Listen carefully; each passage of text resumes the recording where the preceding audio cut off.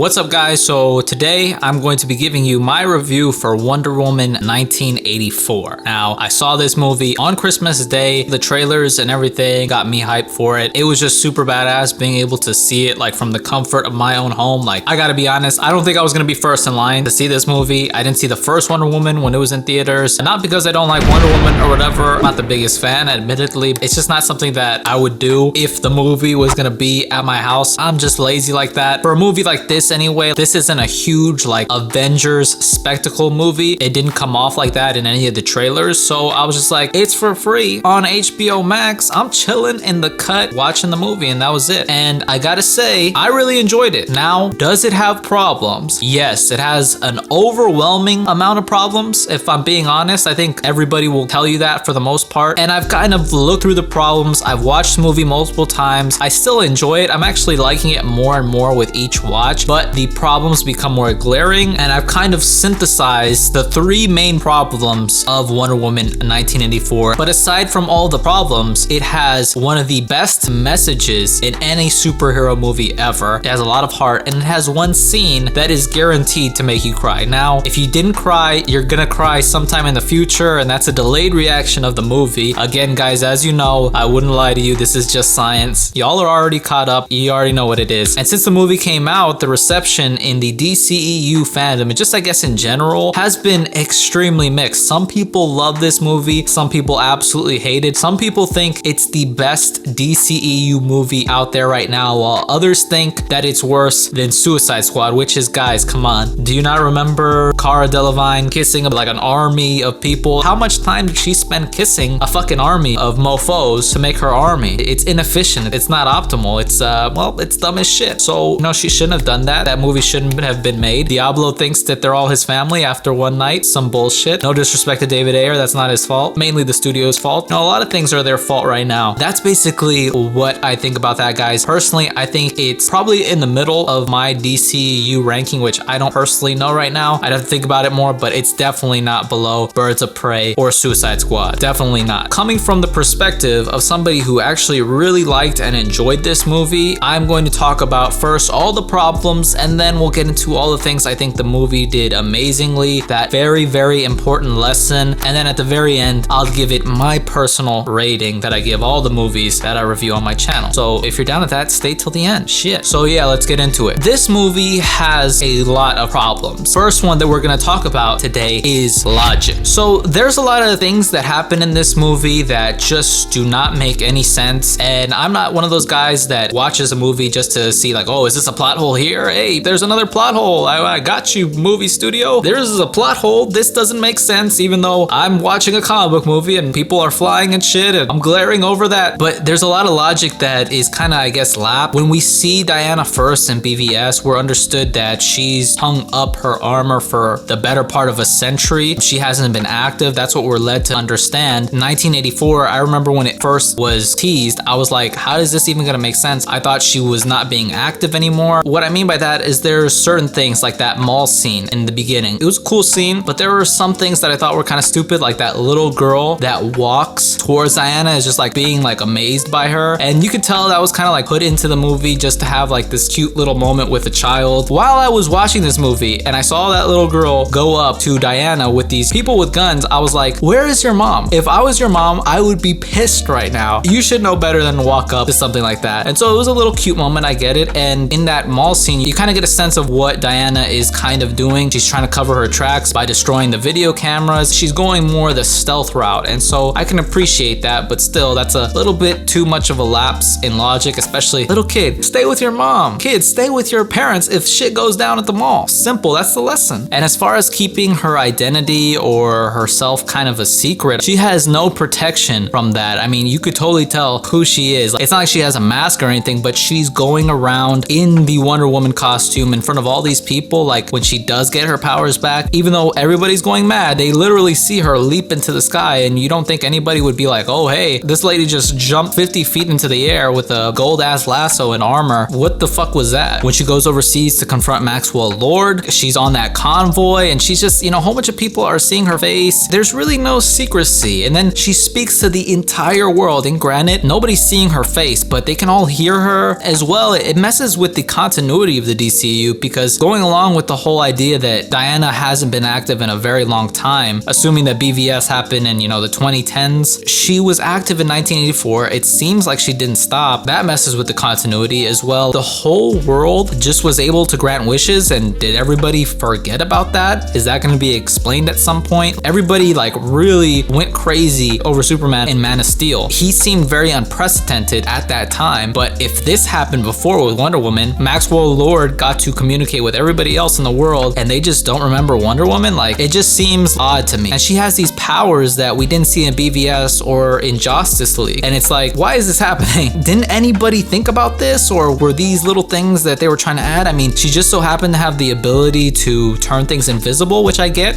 the invisible jet in there. I'm a fan of stuff like that. She can fly now, or catch currents, which is like, you could have done that in BVS. That would have been kind of helpful, both of those things. A lot of stuff I think messes with the continuity, and I said it before, I think I tweeted it before, like Wonder Woman is a good movie if you throw out logic and continuity. So those are going to be the two main problems of this movie, is logic and continuity. So if you're very big on logic and continuity, which I think most people are, at least to a fair degree, this is going to be a huge issue for you, because it was kind of an issue for me. I was like, it just doesn't make sense. It feels a little ridiculous, a little kind of ignorant or dismissive of the universe as a whole. I know the DCEU, the continuity is all crazy right now, especially right now. They're going to be doing Flashpoint movie. The multiverse is supposedly open. I don't know what changes are going to be made going forward, but I don't know how this is even going to be reasonable or logical. Maybe it's not. Who knows? We don't know anything about what's happening with the DCEU right now, guys. I'm just going to take it for what it is. And then the third issue I think that's really prevalent in the movie is execution. Now, this movie, what it felt like it was trying to do was be Spider-Man 2, which, hey, try to do that. Try to recreate the magic in your own unique, special way, right? Spider-Man 2, heavily praised in all mediums, in movie mediums and comic book mediums. Everybody loves Spider-Man 2 for the most part, but it felt like it was trying to be Spider-Man 2 with a Wonder Woman spin, but it felt like the execution just wasn't as good. It felt honestly like diet Spider-Man 2. And that's no shade to Patty Jenkins, Gal Gadot, or the whole cast. That's just what it felt like to me. The protagonist is losing their powers, and they have this battle within themselves of giving up what they want for this greater good. Kind of like that. I think there's parts of the movie that we could have felt a lot more for Wonder Woman that they just didn't really go for, I guess. And what I mean by that is, if I could give an example, is like in Spider-Man 2, you really feel for Peter Parker because his life is just shit. He's getting shit on from the beginning of the movie. So if you shit on any protagonist, the audience are going to be more compelled to feel for this movie, more emotionally invested in the movie. And I think they could have done that with Diana if they just kind of dug the emotional knife deeper. When she's fighting Barbara at the White House, I really like that scene. You could see some of the moves that Wonder Woman used to do, like deflecting the bullets, and she's just not able to do that anymore as good. And she's getting her ass whooped by Barbara, but it wasn't as, like, I guess, grueling. I don't know if they could have hurt Diana a little bit more. Maybe one of her arms breaks. I don't know. Just something like where we feel like, oh, like she's really getting her ass kicked. I think that would have been better. Maybe giving Barbara a better reason to turn on Wonder Woman. I get that Barbara is basically that disgruntled nerd that gets power and goes crazy with it. Chronicle Man. Dane DeHaan in Chronicle, basically. That's the only reference I can think of right now. But that's basically what is Kristen Wiig's character as Cheetah. She's this person that was just getting treated like shit, and she finally has this power and it feels good to her, and now she's abusing it. Maybe they could have done something with that where Barbara actually had a pretty extreme grievance towards Diana, or felt betrayed, backstabbed in some capacity other than her just wanting to hold on to that power. I think that could have been good, and maybe they could have resolved something at the end. I think it would have been a little bit more meaningful than her just shocking Barbara to death, but that is what it is. And when Diana is on that convoy confronting Maxwell Lord, when she is trying to rescue those kids, what if one of the kids got hurt a little bit and she's like, oh shit? That could have added, I think, a little bit more, and it could have put more emphasis on the decision that she makes in the movie to renounce her wish and for Steve Trevor to not be there anymore. I think as far as execution, they could have dug the knife in deeper to make us feel a little bit more, but they didn't. I don't know why. It is what it is. They make their decisions. I still think they did a good job at slowly showing us that Diana was losing her powers. Patty Jenkins did a good job with that. It was kind of slowly progressing. I also think that Diana got her powers back way too quickly. I think it would have hit a lot harder, and it would have actually made that golden armor make a lot more sense if she's getting her powers back slowly. Maybe she can't catch air currents like she could have. Maybe she needs some assistance resistance to catch those air currents, and that could have made the armor a little bit better. Like, there was really no reason for the armor. I could understand if her powers were coming back slowly. Even then, like, it seems like they came back almost immediately. Her wounds healed immediately. I don't know how far she flew. I don't even know how she got her armor. Like, she stopped by her house, like, to pick it up and then went to go and whoop Barbara's ass. Like, and I don't even understand why she even did that in the first place, because how would she even know that that's what happened to Barbara? That's another thing. I know that Wonder Woman and Cheetah fight in the comics, but it's like, Wonder Woman's a god. Like, she took on Doomsday. I know this is before that, but it's like, she should have beasted Barbara, no problem. I think if they would have actually let her powers come back slowly, it would have made that battle a lot more intense, and it would have made that armor make a lot more sense. But one of the other issues is that the armor serves no purpose other than to incorporate Linda Carter into the story and into the Wonder Woman official cinematic lore, paying homage, which I mess with. That's dope. I love Linda Carter. She was the OG, pay respects. But other than that, it just serves to look cool, because it does look cool. Gal Gadot makes it look, you know, very cool. The main thing it does is sell toys. That's what it's for. That's what these new suits are all about. So unnecessary to have that. It looked cool, but it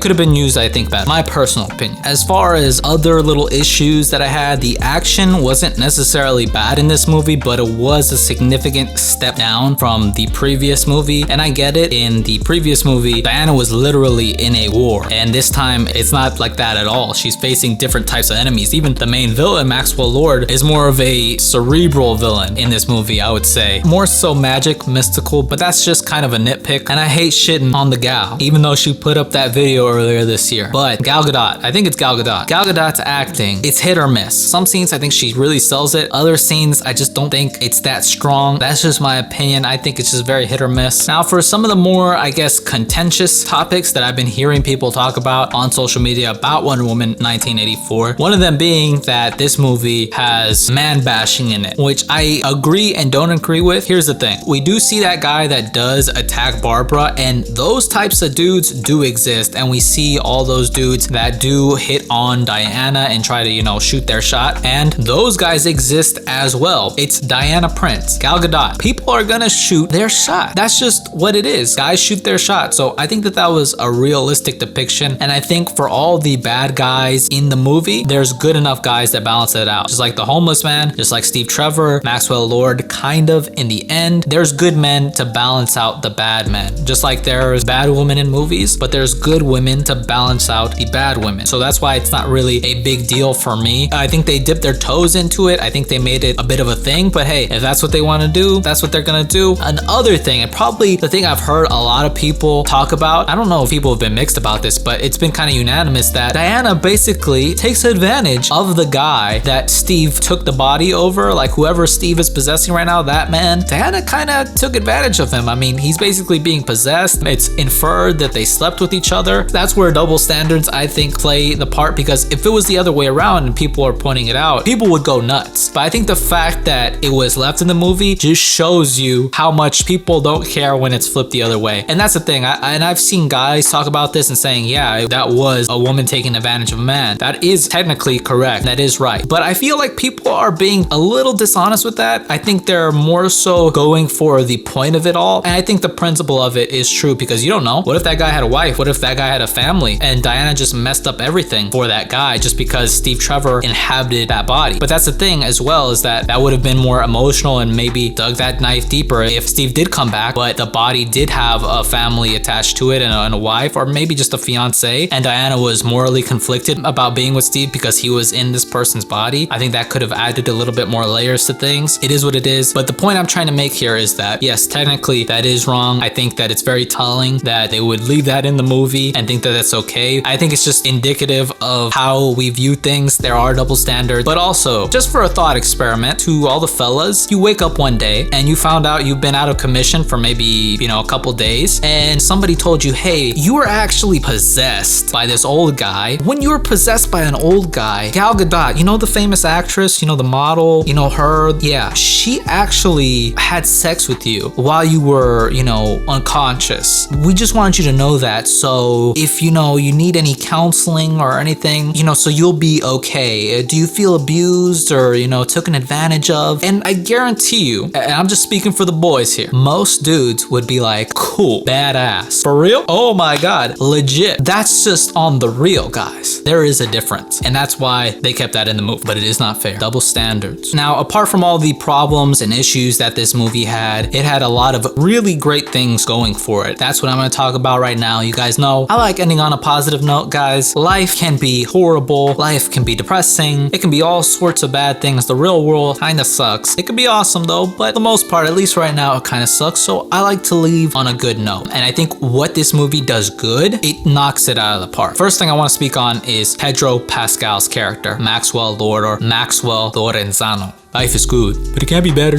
So they made Maxwell Lord Hispanic. I don't think he's Hispanic in the comics, but you know, they're putting their own little mark on it, so it's whatever. It doesn't really matter that he's Hispanic, but they changed that. Pedro Pascal, he's the king of 2020. He saved 2020 for a lot of people. He had so much goodwill built up from last season of Mando and then this season of Mando. And when you think about it, we saw Pedro Pascal every Friday for like 9 weeks, which is awesome. Pedro Pascal is the shit. Love what he's doing. He's Grogu's dad. He's dad of the year. He's the daddest man of 2020. Pedro Pascal, he knocked it out of the park with this character. He completely made it his own, right? Of course, such a departure from what the comic book counterpart is. I'm not too familiar with Maxwell Lord, but I know he's probably nothing what Pedro Pascal played in that movie, and I'm fine with that. We see Pedro Pascal as this kind of fake billionaire character. We see him trying to run this fake business, all while trying to prove to himself and his son, his little son, that he's not a loser. He wants himself to be great so that his son can be great. And I love this. I love this dynamic in the movie. Could it have been executed better? Of course, but Pedro Pascal sells it. It's very good. And the idea of his character wanting more, and when his character became the Dreamstone, I love the whole concept of the monkey's paw. And I think that's a very important lesson that we'll get into right now, but be careful what you wish for, basically. And I like that when he did become the Dreamstone, that when he did grant somebody's wish, he was taking something from them. Like, you know, I'll take your men, your oil, everything, because that's what the stone does. It takes. He kind of personified that, I guess, or actualized it. I don't know which word would be more proper. Throughout this movie, he's just pursuing more and more and more and more, which is kind of just an unrealistic, well, not kind of, it is an unrealistic thing to aim for. I mean, you can aim for perfection, but this is more physical. And I think these material possessions that he's trying to gain throughout the whole movie, this material wealth, it's ending up destroying him. He's causing all this suffering, taking people's health, doing all sorts of crazy shit in return for what he perceives as his greatness. And we have, again, a diet Spider-Man 2 ending where Diana talks him out of it and shows him the truth, wraps the lasso around his leg, and he starts to see the truth, and so does everybody. I think it was just a beautiful moment. And when he chooses his son over his wish, that was beautiful. His son, he's just like the sweetest little kid. He gave his wish for his father's greatness. And guys, I can't watch that scene of him and Alistair reuniting without crying. As bitch as that might seem, hey, people cry at fucking movies. It just is what it is. It just hits so hard. I'm probably gonna cry while I'm editing this video, because I'm probably gonna put that in this video somewhere when he gets out of the helicopter and he's like, Alistair, Alistair.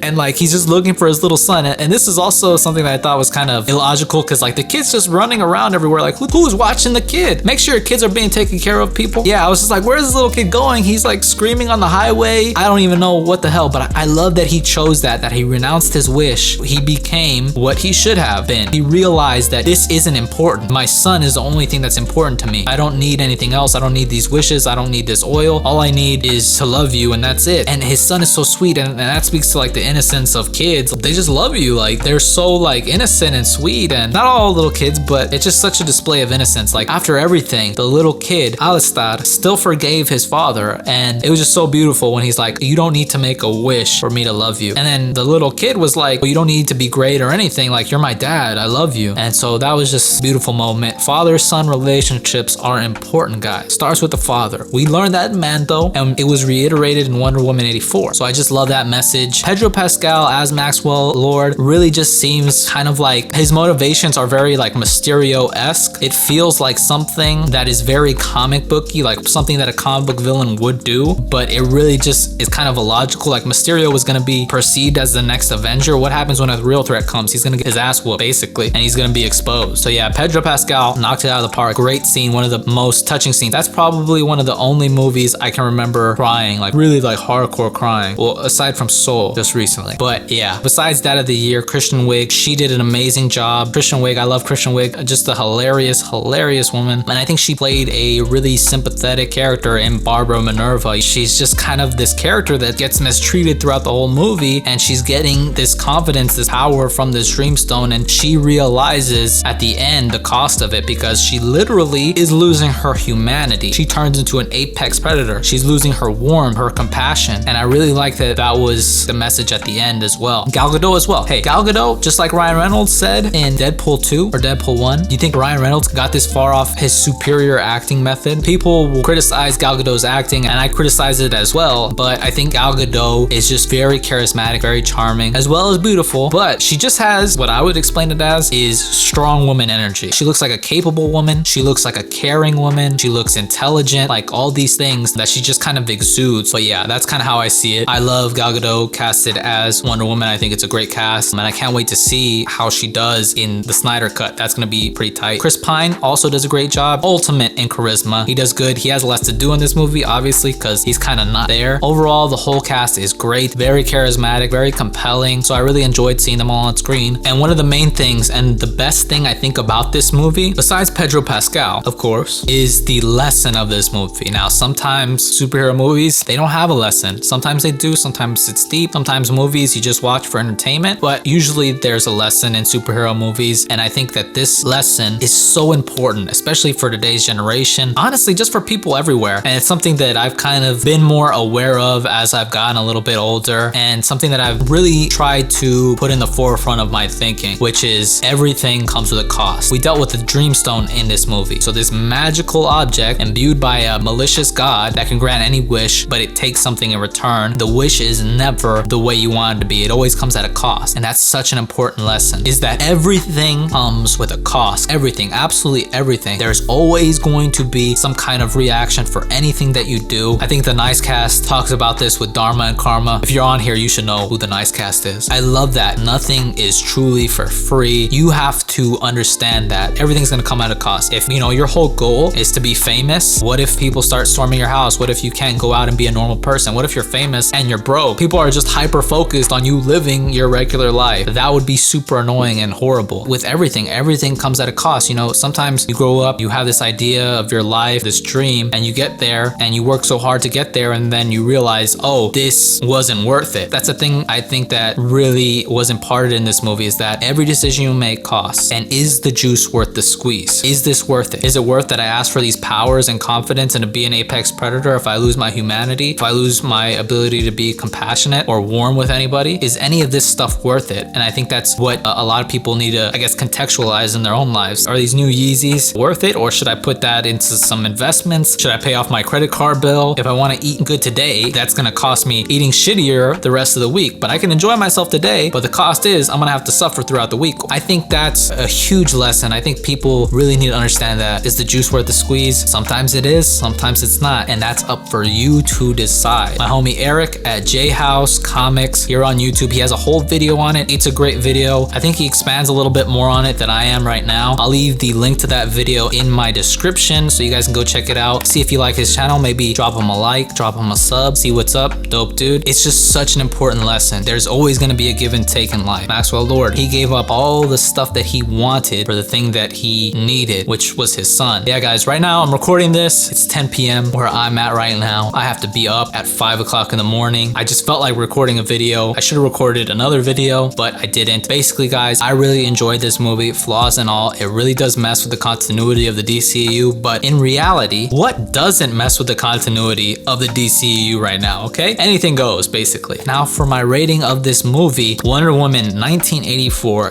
gets a fluctuating 7 to 8 on the scale. I enjoy this movie. I think if you ignore a good amount of logic, and if you ignore some glaring continuity issues, you're gonna enjoy this movie a lot. And as well, the other message besides everything comes to cost is the truth above all, which I think is important as well. I don't want to win if I know that I cheated. In the beginning, and WB was trying to get Patty Jenkins to remove this from the movie, but that whole opening sequence with little Diana and Themyscira competing in those games, they were trying to remove that and the mall scene, which I get at first glance, right? But I think that scene was important for the movie, at least the Themyscira scene. Diana was technically cheating. She kind of already lost for getting off of her horse. She just just wanted to complete the mission, but she was stopped because she cheated. No, it's not a true win. I think that's important because that would eat me up alive if I knew I didn't really win. It depends on if like I'm in some dire situation and I had to cheat for like money to survive or whatever. If everything's just normal, like it would eat me up alive. I won't even watch my videos on YouTube because I don't want that number to go up just because I'm watching it. I'll watch it like on my computer because I don't want to like mess with the number, because I like looking at it and saying, oh, these many people, they viewed the video. It wasn't tainted by me watching it. It's just that. So I like seeing that that's all pure you guys, which I appreciate every one of you guys viewing. That's pretty much kind of how I can relate it to. So that's it, guys. That's the review. I hope this wasn't too scatterbrained because this is a last minute thing. I just have my notes. I didn't write out a script. I just went with it. I really enjoyed the movie. I hope you guys enjoyed it. And if you didn't, let me know why you didn't enjoy it, all your problems. If you share some of the same problems that I had with the movie, let me know. Are you excited to see Wonder Woman in the Snyder Cut? Do you think that anything will be changed in the Snyder Cut that falls more in line with this movie? Do you think that Patty Jenkins did a good job, and are you excited for her to get the trilogy? I know personally I am. I like to see a director finish off a trilogy, because if you just kind of upend them right when they're getting to that third installment, it just kind of feels weird. I feel like you're setting yourself up for failure by doing that, because we've already established the tone and everything. Just wait till the trilogy ends. I think the DCEU's future is very unclear, but I'm hoping for the best for it. Get us that Man of Steel 2, WB. Stop fucking around and give us what we want, what we deserve. Not that, but give us Man of Steel 2. We've been asking for it. We don't need Birds of Prey. We don't need anything else. Just give us Man of Steel 2. That's it. That's all we've been wanting for like 7 or 8 years. Like, do you not want our money? Do you not know the fucking formula for success? But that's pretty much it, guys. If you liked the video, leave me a thumbs up, comment down below, and if you want, subscribe. I always appreciate it. Thank you guys so much for watching, and I'll see you in the next one.